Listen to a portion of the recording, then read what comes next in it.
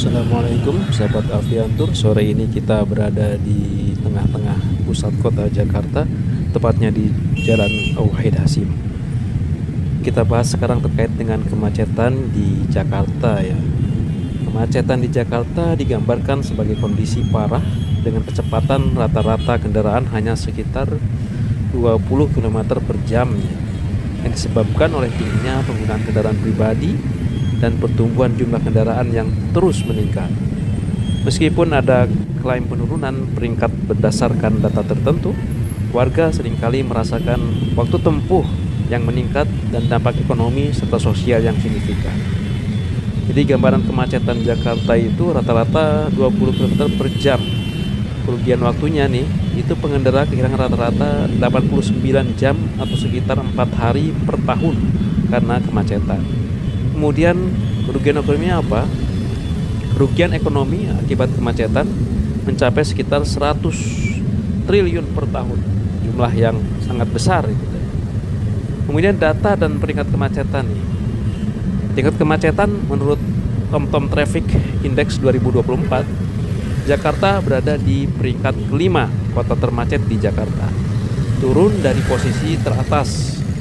Kemudian meskipun demikian, waktu tempuh rata-rata untuk jarak 10 km justru sedikit meningkat menjadi sekitar 24 menit 38 detik, yang menempatkan Jakarta di peringkat 29 dari 501 kota di dunia. Cukup tinggi ya. Penyebab utamanya yaitu dominasi kendaraan pribadi. Ya, jadi penggunaan kendaraan pribadi mencapai sekitar 60% dari total lalu lintas. Kemudian pertumbuhan kendaraan, jumlah kendaraan bermotor terus meningkat, meskipun pertumbuhan bis mengalami penurunan. Apalagi dengan sekarang booming mobil listrik ya, makin banyak kendaraan-kendaraan yang masuk ke Jakarta. Kemudian kapasitas jalan, ini kapasitas jalan nih, infrastrukturnya. Kapasitas jalan yang terbatas, desain yang kurang optimal, seperti banyaknya persimpangan sebidang dan penambahan ruas jalan yang sangat lambat. Kemudian perilaku pengguna jalan. Ini lihat ya, motor-motor pada naik ke trotoar karena tidak sabar akan waktu tempuh, akan macetnya yang harus mereka alami gitu. Sehingga mau tidak mau mereka memanfaatkan jalan yang harusnya buat pengguna jalan. Jadi rata-rata pengendara itu tidak disiplin, melawan arus, parkir di badan jalan, kemudian kurangnya pengawasan petugas. Selanjutnya ada satu lagi terakhir, yaitu kondisi spesifik, yaitu kondisi cuaca buruk seperti hujan deras juga dapat menyebabkan kemacetan parah, ditambah dengan banjir dan pohon tumbang. Itu kalau kita perhatikan setiap hujan, terutama di kolong-kolong jembatan itu ya, itu pasti itu banyak motor-motor yang kemudian berteduh sehingga menyebabkan kemacetan. Beberapa kolong jembatan di Jakarta ini banyak terjadi. Sahabat Aviantur nih, dampak dari kemacetan itu apa ya? Jadi dampak dari kemacetan itu gangguan transportasi. Warga dapat menghabiskan waktu berjam-jam di jalan, bahkan terpaksa berjalan kaki untuk mencapai tempat tujuan. Ya, kayak misalnya dari Tamrin atau Sarinah ke Gondangdia, itu kalau melihat jalan seperti ini, itu lebih baik jalan kaki.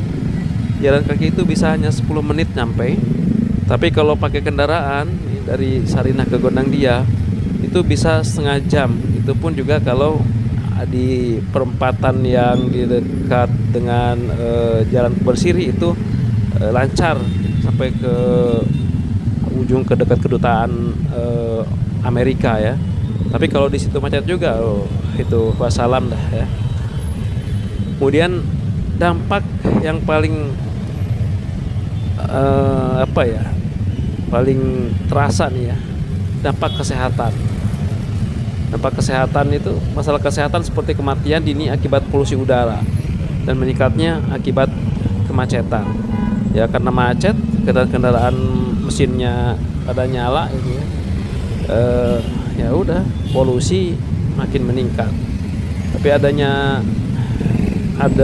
mobil-mobil listrik, motor-motor listrik itu memang sangat membantu sekali mengurangi polusi.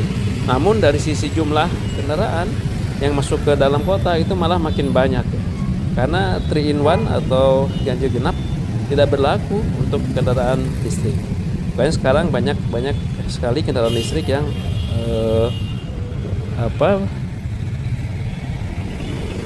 lalu lalang ya di Jakarta. Kemudian kecelakaan lalu lintas, ya, dampaknya nih. Jadi jumlah kecelakaan lalu lintas juga tinggi nih akibat kondisi jalan yang padat. Tadi pun juga hampir-hampir ya. Jadi motor karena di perempatan tidak sabar kena mobil yang lain.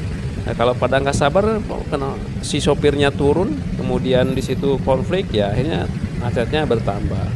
Kemudian dari sisi bersosialisasi juga kurang bagus ya bermasyarakat dengan adanya macet, buat masyarakat sangat terkena dampak. Namun demikian kita warga negara Indonesia sangat bersyukur bisa hidup di Indonesia walaupun masih banyak kekurangan ya.